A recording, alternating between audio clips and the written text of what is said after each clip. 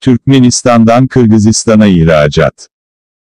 Geçtiğimiz günlerde Kırgızistan Cumhurbaşkanı Sadır Kaparov'un Türkmenistan'a gerçekleştirdiği ziyarette iki ülke özel sektörü arasında bir dizi anlaşmalar sağlandı.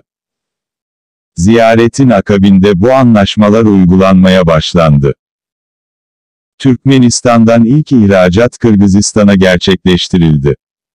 Türkmenistan'ın Türkmenabat şehrindeki uluslararası havalimanından Bişkek'e kargo uçağı seferini gerçekleştirdi. Kargo uçağı ile Türkmenistan'dan Kırgızistan'a yaklaşık 20 ton sıhhi ürün, 10 ton domates, havuç, şekerleme ürünleri gönderildi.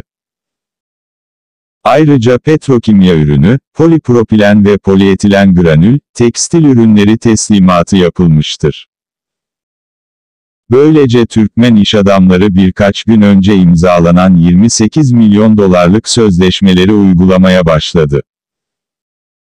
27 Haziran 2021'de Kırgız-Türkmen Ekonomik Forumu sahasında iki ülkenin iş çevreleri arasında anlaşmalar sağlandı.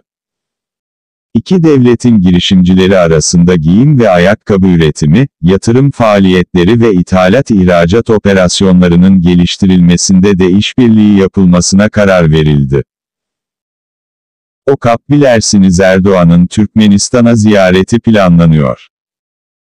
Bişkek'teki havaalanında kargoyu karşılayan Kırgızistan Cumhurbaşkanlığı İdaresi Başkan Yardımcısı Adilbek Kasımaliyev, Kırgız Cumhuriyeti ile Türkmenistan arasında yeni bir işbirliği sayfasının açıldığını vurguladı, sözden eyleme geçme zamanı.